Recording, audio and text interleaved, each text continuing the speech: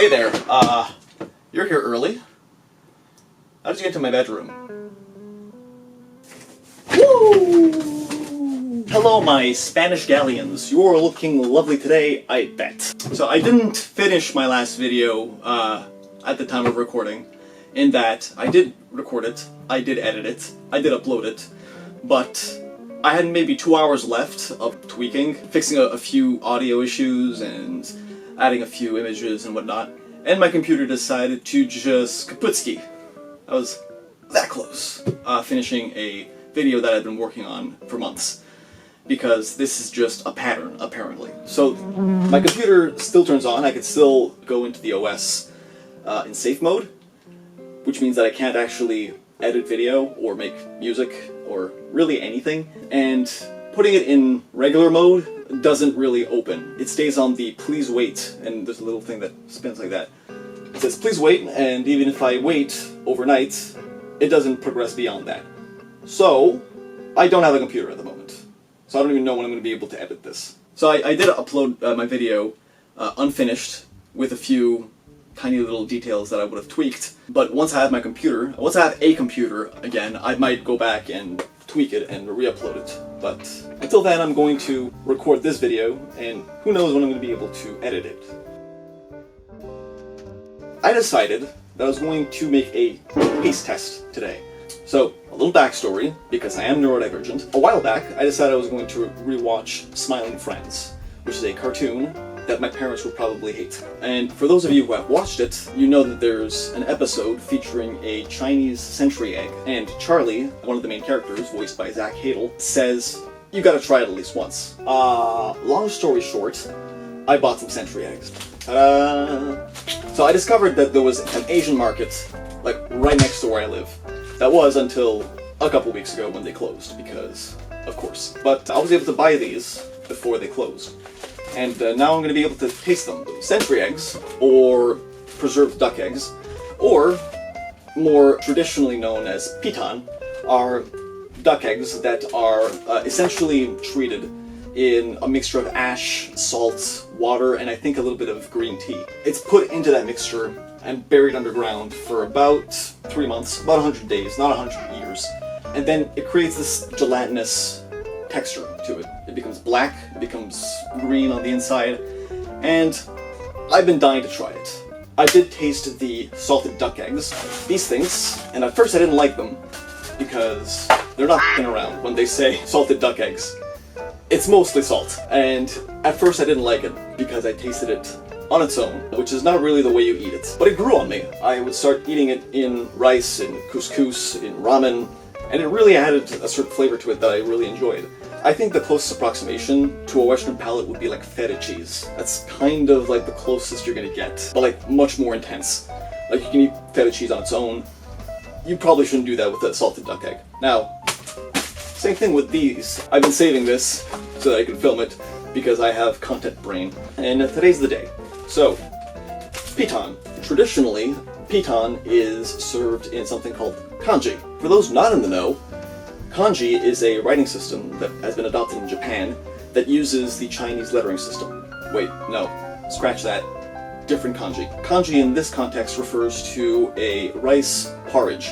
So you use broken rice, which is essentially the broken little bits and bobs of rice that you get in the milling process. Essentially, think of breakfast cereal. At the bottom of the bag, you have a bunch of powder, you have a bunch of tiny little bits of cereal. Essentially, broken rice is the equivalent of that, but with rice. And the kanji is boiled, of course, and it is flavored with things such as ginger, soy sauce, sesame oil, and it's topped with some spring onions. And the central ingredient is pitan.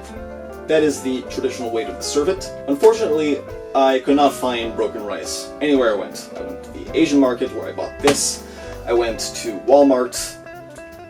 As far as I'm concerned, that's every store that exists, and I could not find it. So, sadly, we will not be tasting kanji today, even though I really want to try it. Instead, we're going to do something else.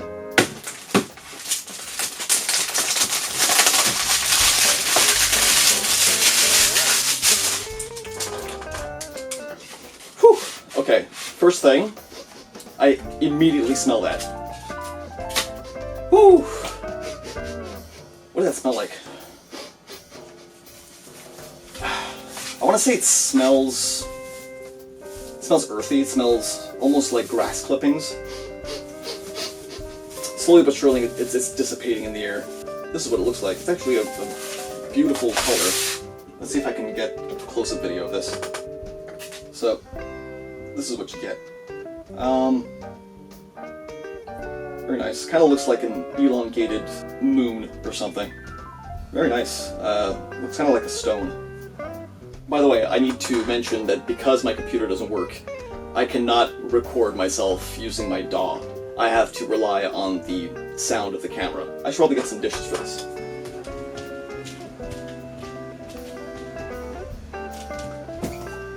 Okay. I have a big knife. Okay, so I'm going to try to crack this like a normal egg. Unlike the salted duck eggs, which I have learned that you have to cut it in half and then like scoop it out with a spoon. That's not how that works with the piton. So, I'm going to try to break it like a normal egg. Okay. That was way more fragile than I expected it to be.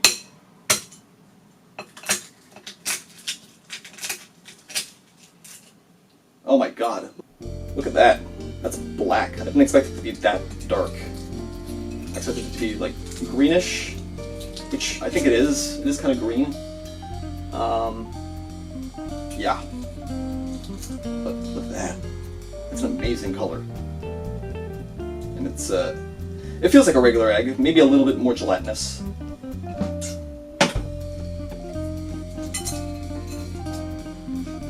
Oh my god, okay.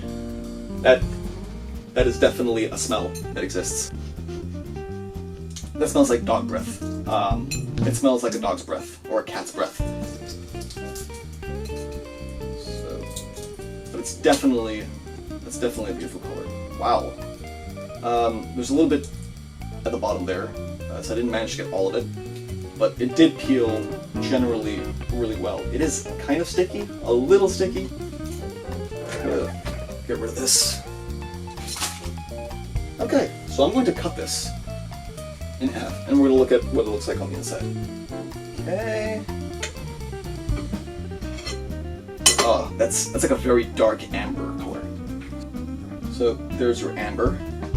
Kind of looks like, I mean, the albumin, or the what used to be the white of the egg, kind of looks a bit like Coca-Cola. I do not expect it to taste like Coca-Cola, obviously, but that's what it looks like. And the yolk is, oh boy, okay, that's much squishier than I expected. It comes off very easily. I'm gonna wipe this off. There we go. Now, I'm going to do like a dirty, uncultured, unwashed Westerner, and I'm going to taste it on its own, even though that's not the way you're supposed to eat it, because I want to know what it tastes like, just by itself, without any context.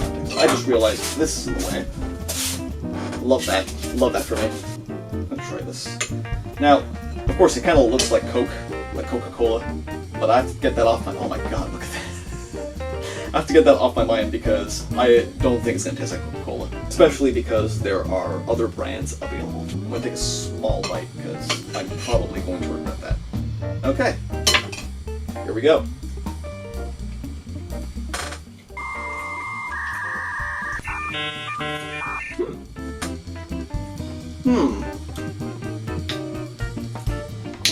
You know what?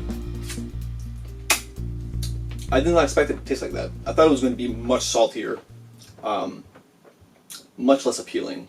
Honestly, it's not so bad. It tastes like an egg, like a normal egg. A little creamier than the typical like hard-boiled or even soft-boiled egg, but it has an earthier texture to it. I'm surprised. That's surprisingly mild. I expected it to be much more pungent than that.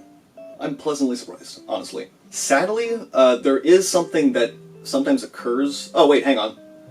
I found it. So something happens during the process. Oh man, it's very hard to see. But there is a sort of snowflake formation that happens. It's essentially the salt when it enters the egg through osmosis. I thought it was going to be much more visible than that, which is unfortunate, but it's there. I mean, You can't really see it, sadly. So I opened another one. You could see the sort of snowflake formation right there. It's a bit more clear.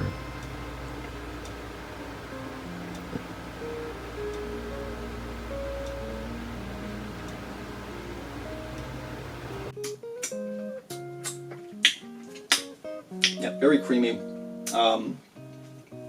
earthy, that's what it is. But I'm going to try to eat it within context. So what I'm going to do is I'm going to, since I can't prepare the kanji, which I'm still upset about, I'm going to eat it with, buldak. So if the Chinese are anything like the Italians, they are probably very upset at me right now. I'm a big fan of buldak. I like very spicy stuff. This one's not so bad, and I chose the habanero line because it was one of the options. So I'm going to prepare this. I'm going to eat it with the pitan. Previously, I would eat the salted duck eggs with the ramen, and it worked really well. I really enjoyed it. So I'm going to come back after having prepared one of these. Okay, I have to film myself coming in so it looks natural.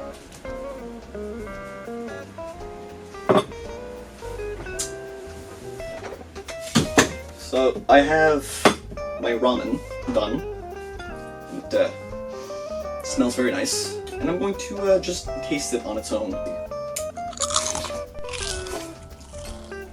Yep, that's what that tastes like. I can confirm that's what it always tasted like. Now I'm going to try to eat it with pitan in it. So I'm going to start with this tiny little piece that I cut earlier. See what that gives me.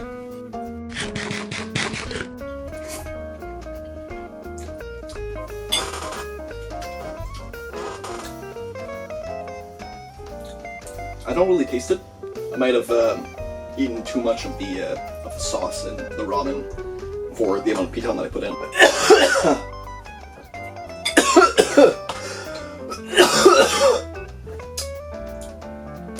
It's perfectly normal. I am a trained professional. Ooh. So I'm gonna try that again, maybe with a bigger piece. There we go. That's a quarter of the pitan.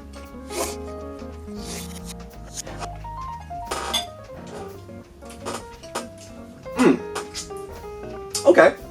Yeah.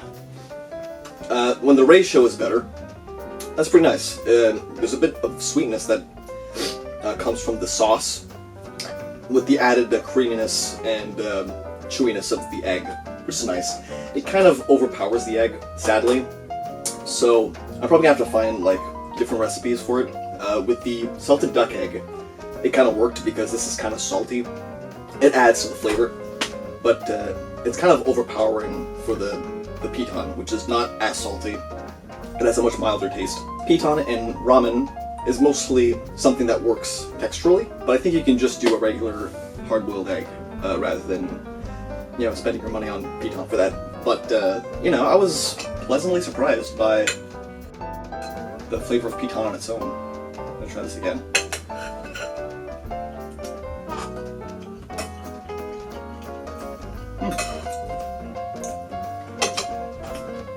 Yeah, it's like a really nutty egg. So that's it. I recommend it. It's not something that you would find in a Western palate, but if you're into discovering new foods, I recommend it. I was pleasantly surprised. Like I said, I thought it was going to be much more pungent, much more unpleasant, and it wasn't. It's kind of nice. So, thank you for watching. See you soon.